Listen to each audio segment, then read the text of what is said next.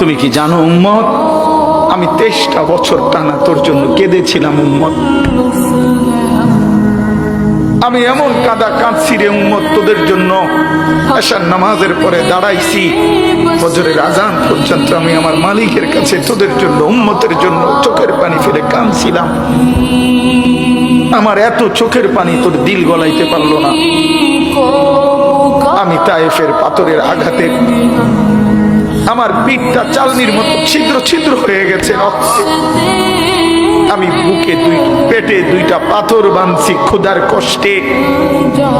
আমি উহুদের দান্দান শহীদ করা রক্তে উহুদের ময়দানে পড়েছিলাম বেহুশ হয়ে। আমার ঘরের চুলায় 3 মাস রান্নার জন্য কোনোদিন চুলায় আগুন জ্বলে নাই। আমার এত চোখের পানি, এত রক্ত, এত ক্ষুধার কষ্ট, কিছুই তোর মন গলাইতে পারলো না।